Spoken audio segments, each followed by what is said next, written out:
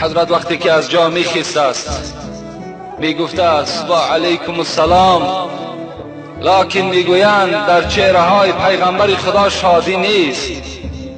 آن روز پیغمبر خدا چنان چهره مبارکش تغییر یافته شده است گویا که فرزند خدا گم کرده باشد.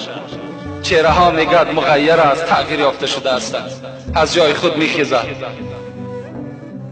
دل از نور سبحانی روشن است.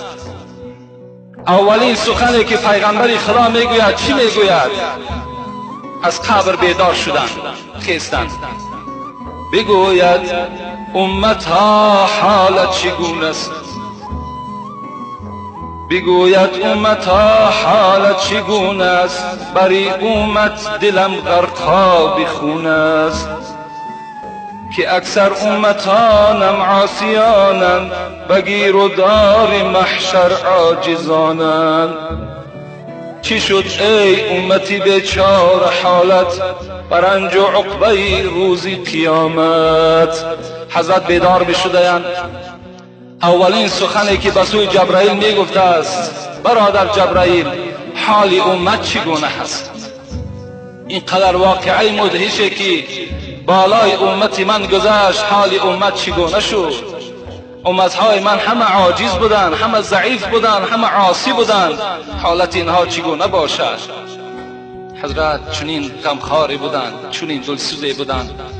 روزهای وفات هم در حق امت، روز رستاخیز هم در حق امت بود. تا زنده آن حبیبی ودود، در غم عاصیان امت بود. تا وقتی که حضرت دیگه زنده بود فقط تسبیح او چی بود؟ حال امت چگونه میشده باشد؟ فرزندای من چگونه میشده باشد؟ بود تا زنده آن حبیبی ودود، در غم عاصیان امت بود. وقتی رفتن حبیب آزاده، امتی امتی گفته گفته جان داده. حضرت میگوید روزی رفتنم امتی امتی امتی، حال امت چگونه باشد؟ حال امت بعد من چگونه میشده باشد؟ گفته حضرت از دنیا سفر کرده.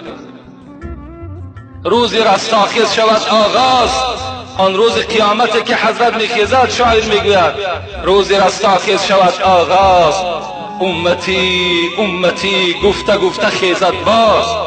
روزی که میخیزد اولین سخن حضرت در جای خیستن میگوید این چی است؟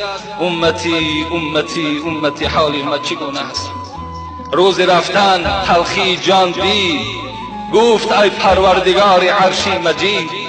تلخی جان اگر چنین باشد، امتانم مطیق این باشد. تلخی جان امتان من، بده جمله را به جان من. پروردگارا من تلخی جان حس کردم. اللهم اعین علی سکرات الموت و غمرات الموت. خدایا من به سوی تو دعا کرده بودم، مرا از سختی و مشقت جان کردن خلاص دی.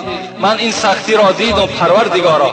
امتهای من طاقت جان دادن ندارند، این سختی را ندارند. خدایا همه جان کندن امت را در جان من بینی، لکن امتی مرا آزار نده، امتی ما را این وضع بینی نیار.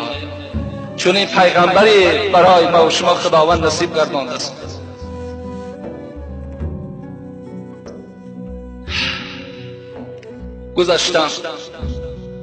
گذشتم از پدر از مادری خود، از بری امت. حضرت میگوید گذشتم از پدر از مادری خود، از بری امت. بده یا رب به دستم روز محشر دفتری امت. خدایا روز محشر خیلی روزی دشوار است، روی خط تمام امت من از تو طلب دارم. پروردگار روی خط اینها را در دست من بده. دلم دائم برای امتانم چون داغ می سوزد، نبینم کاش در هر دو جهان درد سری امت. پروردگارا هیچگاه نمیخوام درد سری امت را بینم، هیچگاه نمیخوام که در دیده امتم آب چشم را خواه در دنیا و خواه در قیامت از عذاب و شکنجه ببینم. پروردگارا این گونه دعاهای مبارک از رسول اکرم در حق امت میشد.